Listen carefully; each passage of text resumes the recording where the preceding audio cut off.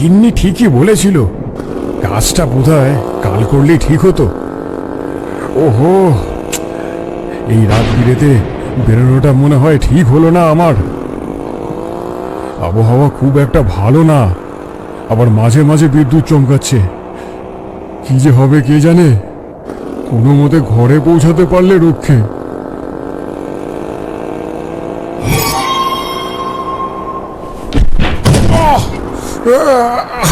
আরে বাবা,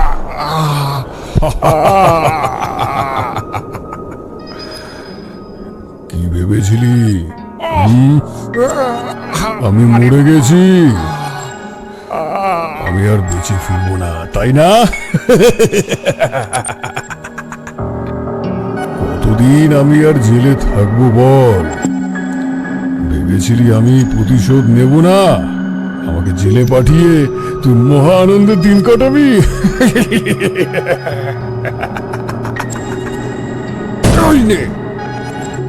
এই নে, বল। বল বল, কি ভেবেছিলি?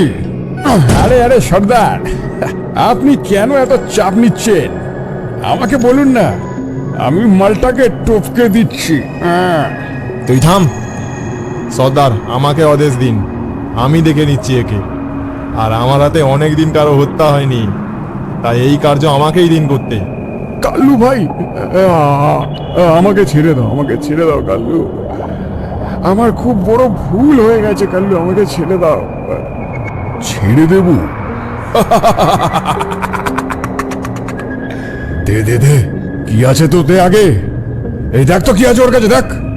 দেখুন সর্দার, আপনি কিন্তু আমাকে কথা দিয়েছিলেন, এই বাইক কিন্তু আমি নেব। এই না না না না না সর্দার, এই বাইক কিন্তু আমারই প্রাপ্য, কারণ ওর থেকে বেশি দিন আমি আপনার সাথে কাজ করছি। তোরা একটু চুপ কর। আমি কি ভয়ঙ্কর তার একটা ঝলক তোকে দেখালাম আজ, বাকিটা অন্য কোনোদিন দেখিয়ে দেব। আজ এতটাই থাক। এই না,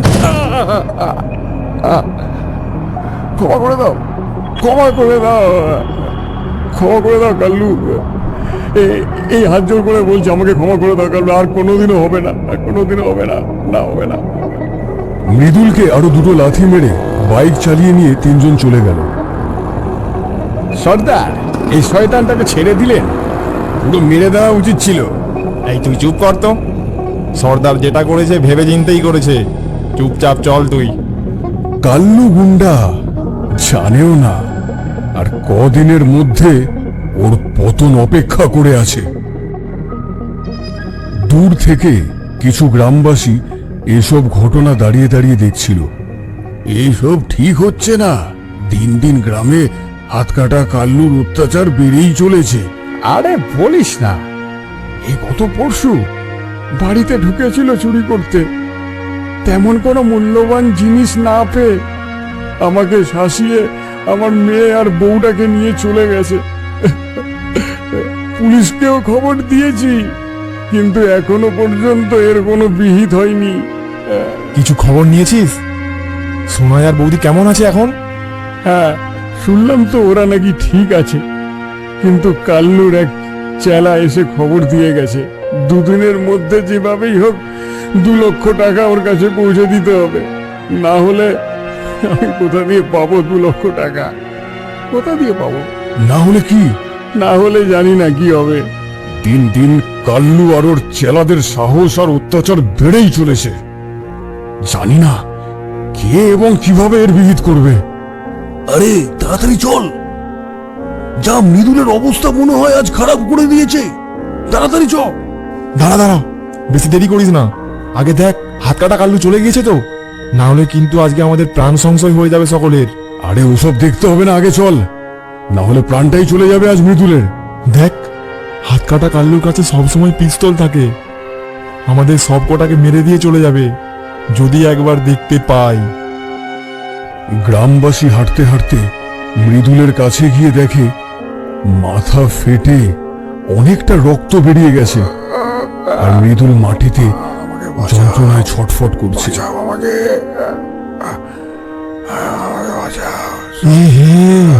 কি অবস্থা করেছে দেখা যাচ্ছে না। আরে এইসব দেখে আমাদেরই কেমন ভয় করছে। জানি না কবে কখন ওই হাত কাটা কাল্লু এসে কাকে মেরে দিয়ে চলে যাবে। আহা, চিন্তা করিস না, দেবী মা সব দেখছেন। এর বিহিত ঠিক হবে, হবেই হবে, মাই করবেন। দেখিনিস তোরা, মা সত্যেশ্বরী সব ঠিক করে দেবে, দেখিস। এখন বল কি করবি? এর বাড়িতে খবর দিবি নাকি নাকি পুলিশে খবর দেওয়া ঠিক হবে? শোন, এখন বাড়িতে খবর দেওয়ার দরকারই নেই। আগে চল, ওকে গ্রামীণ হাসপাতালে নিয়ে যাই। সমীর, তুই এক কাজ কর, ভোলাকে খবর দে, ওর ভ্যান গাড়িটা নিয়ে আসতে বল। তাতে করেই এই গ্রামীণ হাসপাতালে নিয়ে যাব। গ্রামবাসী মৃদুলকে নিয়ে গেল গ্রামীণ হাসপাতালে। হাতকাটা কাল্লুর তাণ্ডবে গ্রামের সকল মানুষ একটা শঙ্কার মধ্যে দিন কাটাচ্ছে। পরের দিন সন্ধ্যায় হাতকাটা কাল্লুর একটা চেলা লুটপাট করার উদ্দেশ্য নিয়ে গ্রামের মেঠো পথ ধরে হেঁটে চলেছে।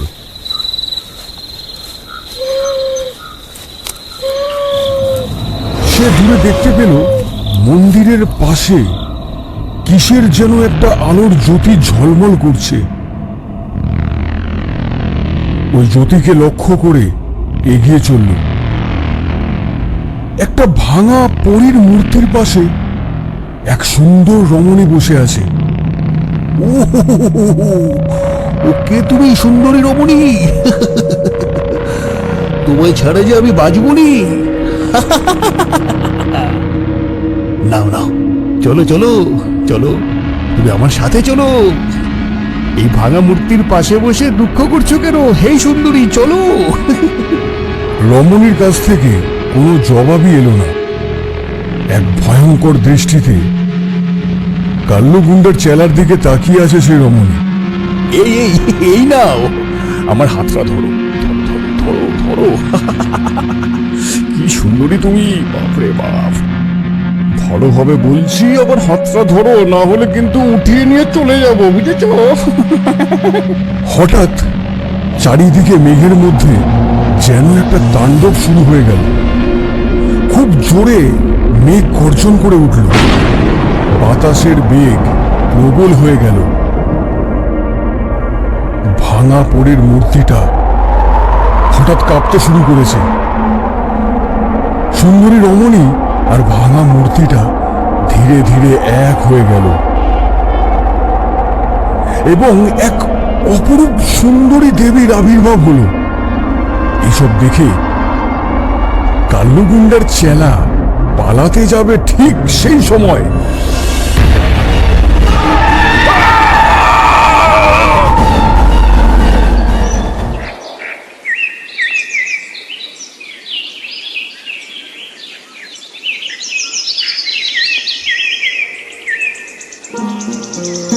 আমি বলেছিলাম মা আছে, মা সব দেখছি। এই তো সবে শুরু। জয় মা, জয় মা সত্যেশ্বরী জয়। উফ, একটা আলাদাই শান্তি। ঠিক হয়েছে, ভালো হয়েছে, দেখেই যেন কেমন সন্তুষ্ট লাগছে। কিন্তু এটাও তো ঠিক, এ তো শুধু একটা চেলা, এখনো তো আসল মাথাটাই বেঁচে আছে। যেদিন ওই হাত কাটা কাল্লুর মৃত্যু হবে, সেদিন এই গ্রামবাসীদের আনন্দের আর সীমাই থাকবে না। আরে তুই চিন্তা করিস না, মায়ের আশীর্বাদ সবসময় আমাদের ওপরেই আছে। এত অত্যাচার সে আর সহ্য করবে না, বলে রাখলাম। ভেবে আমার ভীষণ ভয় করছে যে এরপরে তো কাল্লুর অত্যাচার আরো বেড়ে যাবে। হয়তো দিনে দুপুরেও সে হত্যা করা শুরু করবে। ওর কাছে আবার বন্দুক আছে, কখন কোথায় কাকে যে মেরে ফেলবে। ও যত বেশি পাপ করবে তত মৃত্যুর দিকে এগিয়ে যাবে। জয় মা, জয় মা সত্যেশ্বরী, জয় মা, জয় মা, জয় মা সত্যেশ্বরীর জয়।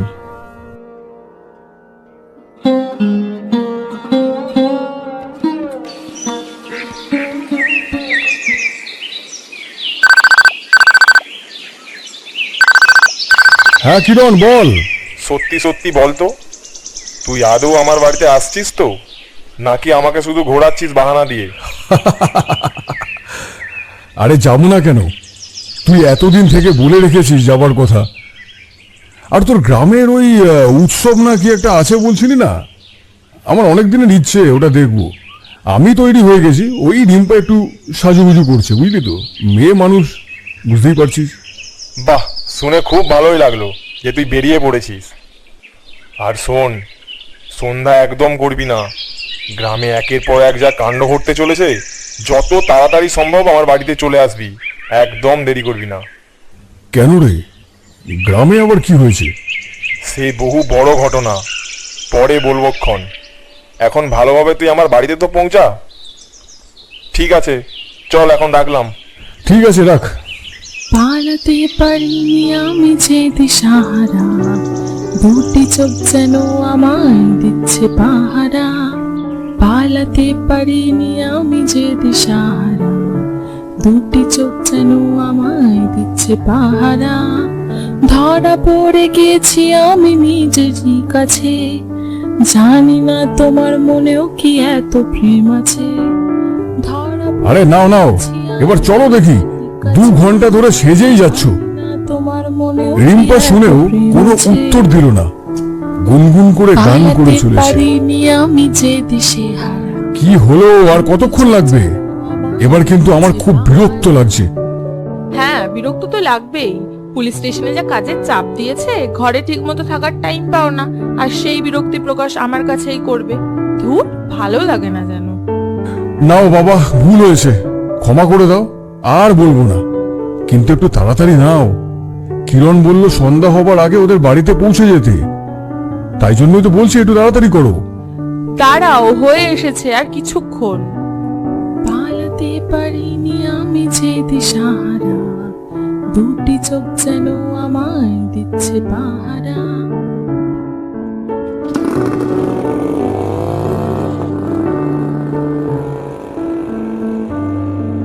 কতক্ষণ লাগবে আমাদের পৌঁছতে?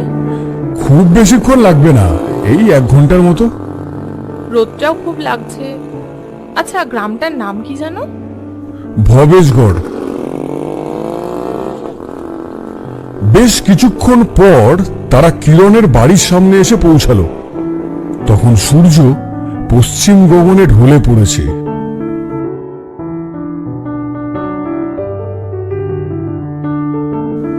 আয় আয় আয়, আমি তো খুব চিন্তায় ছিলাম, ভাবছিলাম তোদের আসতে রাত হবে না তো।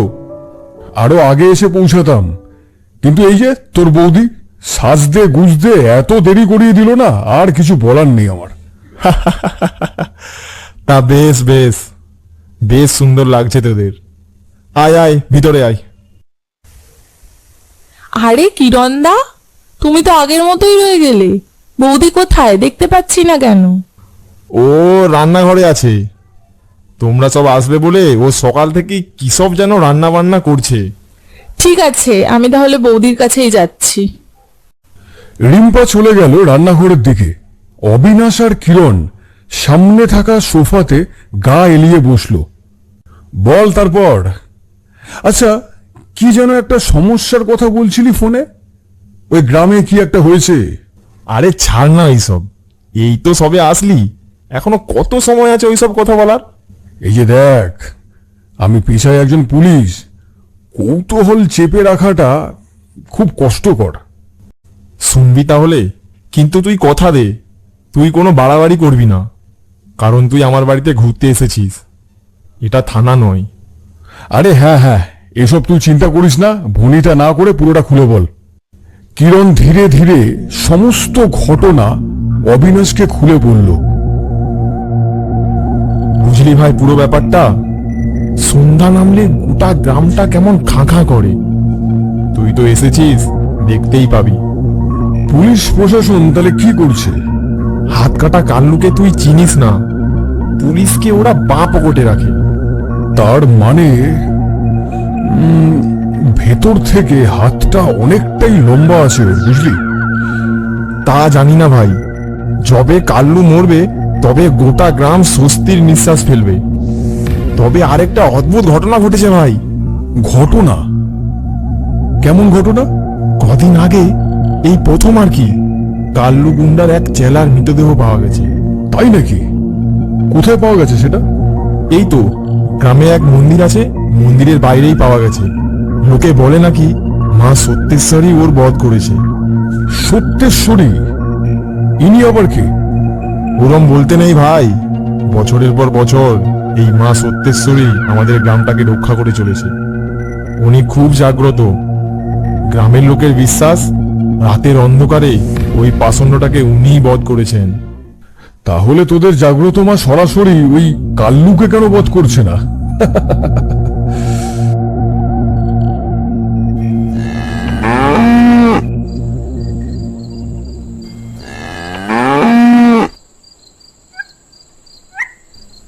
ধীরে ধীরে সন্ধ্যা নামলো।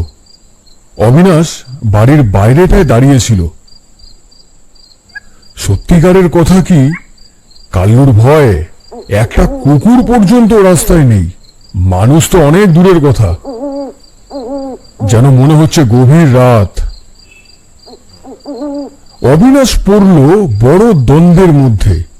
পেশায় সে একজন পুলিশ। মনের মধ্যে তার একটা টানাপোড়ান চলতে থাকলো। যদি এর একটা বিহিত করা যেত।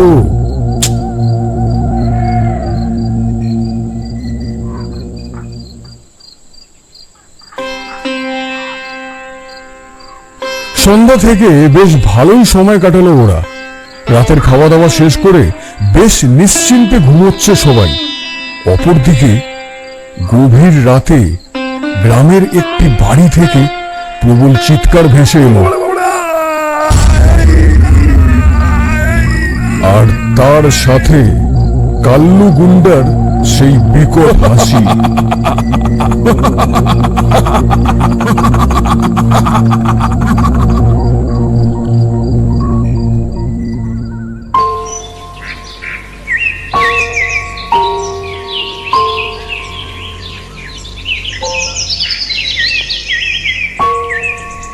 সব নিয়ে নিয়েছে নাকি? শুধু ঘরটাই নেওয়া বাকি? মানুষ না, একটা রাক্ষস, একটা জানোয়ার। কবে যে কালো গুন্ডার ত্রাস শেষ হবে এই ভবেশগড় গ্রাম থেকে? শুরু হয়ে গেছে, কাল্লুর পতন শুরু হয়ে গেছে। ও তো লাফিয়ে লাভ নেই কাকা। ওই একটা চেলা মরেছে, এখনো আসল মাথাটা বেঁচে আছে, বুঝেছ? এটা মনে রেখো। তুই আজকালকের ছোকরা, কি জানিস এই ব্যাপারে? মা খুব জাগ্রত, সবকিছুর একটা ব্যবস্থা করবে। মিলিয়ে নিস আমার কথা। জয় মা সত্যেশ্বরী, জয় মা, জয় মা, জয় সত্যেশ্বর। কি হয়েছে? কেউ কিছু বলবে আমাকে? কাল রাতে কাল্লু হানা দিয়েছিল এই বাড়িতে, তারপর যা হয় আর কি। ইস, কবে যে শয়তানটার হাত থেকে গোটা গ্রামটা মুক্তি পাবে। কি হয়েছে রে কিরণ? আরে কালকে রাতে কালু এসে এই বাড়ির সকলকে মারধর করেছে, আর ঘরের সবকিছু নিয়ে চলে গেছে। শুধু ঘরটাই বাকি রয়ে গেছে। আমি বুঝতে পারছি না, তোরা গ্রামের লোকরা মিলে কিছু করছিস না কেন? আরে রাজনৈতিক হাতটা ওর অনেক লম্বা। দেখ, কোনো নেতা মন্ত্রী ওর মাথার উপরে হাত রেখে আছে। একজন সৎ পুলিশ হিসেবে অবিনাশ সাংঘাতিক রেগে গেল। যেন কাল্লুকে হাতের সামনে পেলে তার আর রক্ষা নেই। গজগজ করে শুধু একটাই কথা বলে অবিনাশ চুপ করে গেল। নেহাতি প্রত্যেকটা গুলির খরচা সরকারকে দিতে হয়, না হলে কাল্লুর শেষ দিন ছিল। কিরণ আর অবিনাশ ভিড়কে পেছনে ফেলে অনেক দূরে বাজারের দিকে চলে গেল। সারাটা দিন তারা বেশ আনন্দে মজা করে কাটালো, কিন্তু অবিনাশের মন অতটা ভালো ছিল না। কাল্লু গুন্ডার একটা নগ্ন বড় চিত্র তার চোখের সামনে যেন সব সময় ভেসে আছে। কিছুতেই নিজের মনকে বশে রাখতে পারছে না অবিনাশ। কাল্লুকে পারলে সে আজই সায়স্তা করে। শেষে কিরণ ওর মনের অবস্থাটা খানিকটা আঁচ করতে পেরে জিজ্ঞেস করলো, কি ব্যাপার বলতো অবিনাশ? সকালবেলা ওই ঘটনার পর থেকে তুই কেমন যেন চুপচাপ হয়ে গেছিস। তুই আবার কোনো মতলব আঁটছিস না তো?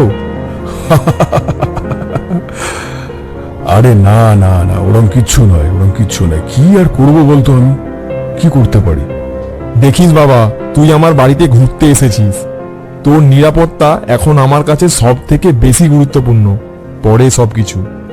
আমার কাজ লোককে নিরাপত্তা দেওয়া, বুঝলি?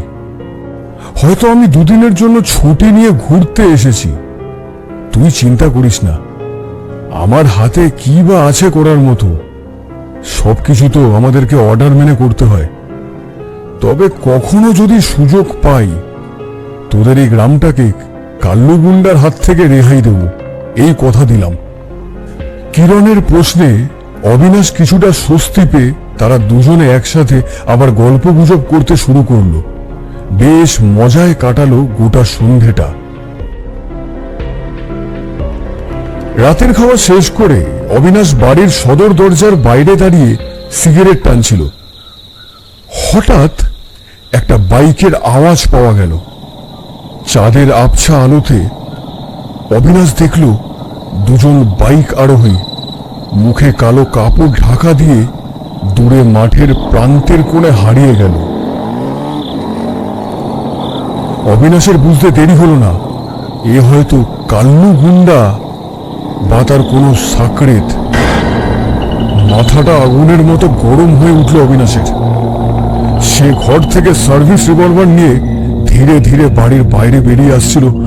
এমন সময় তার পিছন দিক থেকে কিরণ তার জামাটা টেনে ধরল। কি করছিস? কোথায় যাচ্ছিস তুই এখন? কোথায় আর যাব? এক্ষুনি দেখলি না বাইকে করে কারা গেল? নির্ঘাত কাল্লু গুন্ডাই হবে। তোর কি মাথাটা খারাপ হয়ে গেছে? কোথাও যাবি না তুই। দেখ ভাই, আমাকে যেতে দে। আমি জানি কিভাবে নিজেকে রক্ষা করতে হয়। কিছু একটা ব্যবস্থা করব আজকে। ছাড় আমাকে। তাহলে আমিও যাব তোর সাথে। অবিনাশ কিরণের দিকে কিছুক্ষণ অবাক দৃষ্টিতে তাকিয়ে থেকে বলল, চল তাহলে, বাইকে ওঠ। এর বেশি দেরি করলে সারাটা হাতছাড়া হয়ে যাবে।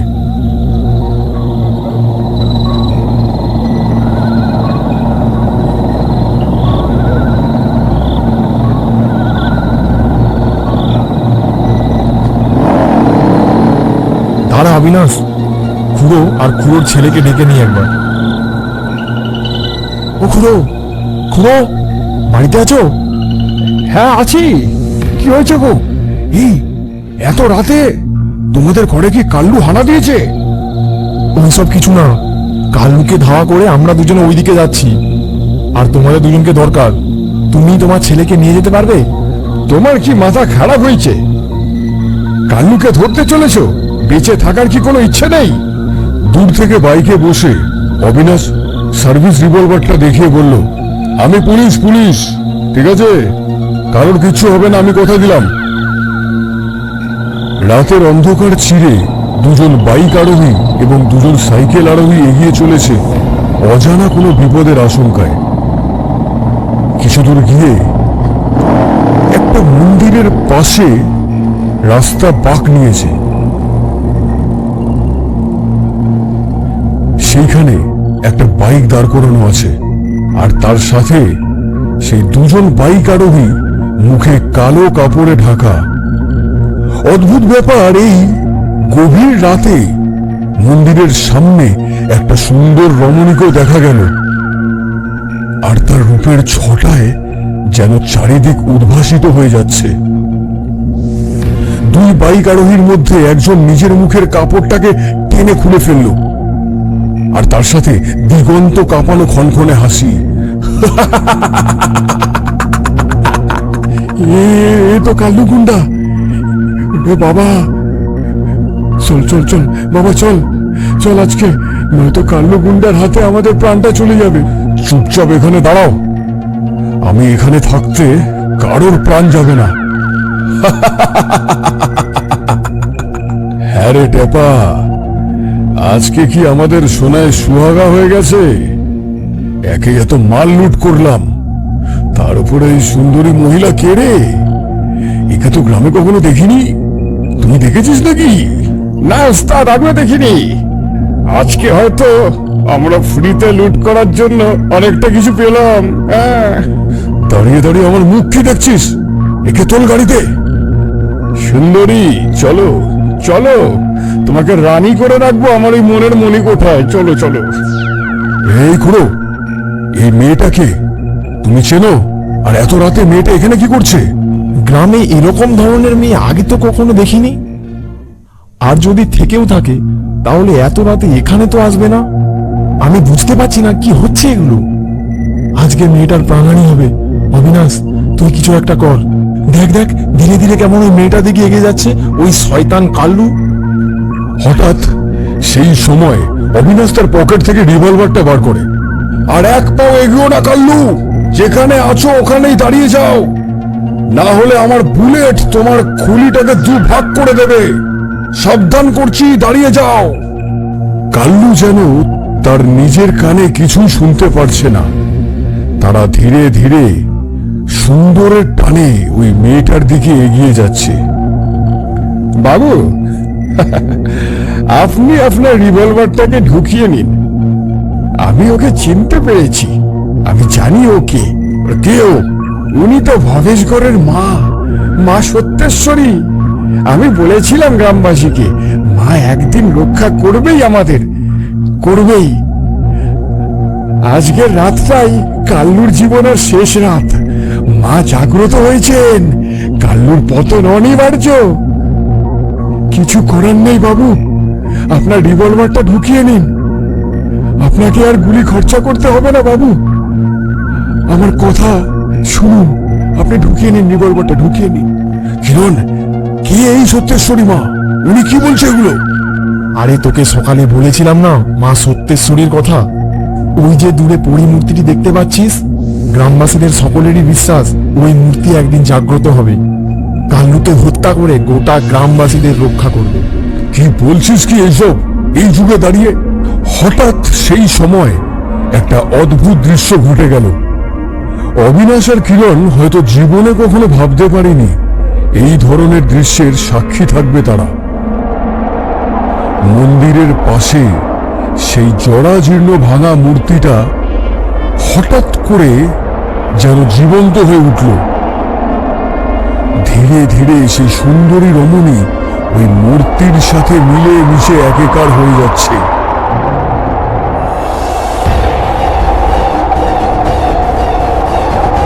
চারিদিকে অদ্ভুত একটা আলোর ছটা যেন ঠিকরে বেরোচ্ছে। অবিনাশ দেখল সেই আলোর ছটার মাঝে ওই সুন্দরী রমণী আর ওই ভাঙা পরীর মূর্তিটা মিলে মিশে একটা ভীষণ সুন্দর দেবীর রূপ নিয়েছে।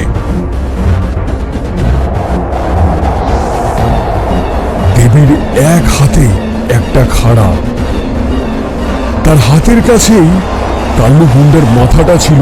ওর চুলের মুঠিটাকে চেপে ধরল দেবী।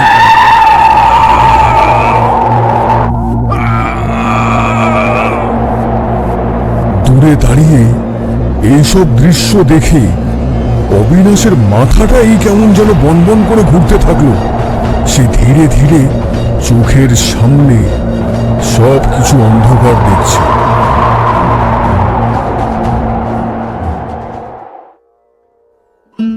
আমাকে বাড়ি থেকে দিয়ে গেল রে, আর আমার বাইকটা কোথায়? আছে আছে, সব ঠিক আছে। ভোর রাত্রে গ্রামের লোকেরাই, শুধু তোকেই নয় আমারও অবস্থা তোর মতোই হয়েছিল। আমাদের দুজনকেই আমাদের বাড়িতে রেখে গেছে। সকালের দিকে দুটো পুলিশ এসে তদন্তের জন্য দুটো দেহকে নিয়ে গেছে। বাকিটা তো তুই ভালোভাবেই জানিস, তুই তো পুলিশ অফিসার। কিন্তু গ্রামের লোক আজ বেশ খুশি। কালকে যা দেখেছি ভাই, আমি এখনো ঠিক করে বিশ্বাস করে উঠতে পারছি না। আমি হয়তো সারা জীবনও কখনো ভুলতে পারবো না। শুধু তুই কেন, আমিও কি কল্পনা করেছিলাম নাকি যে এমন ঘটনা ঘটবে? আমার দৃঢ় বিশ্বাস ছিল মা সত্যেশ্বরীর উপরে। যাক গিয়ে, তোদের গ্রামের সমস্যা মিটে গেছে, আমার খুব ভালো লাগছে।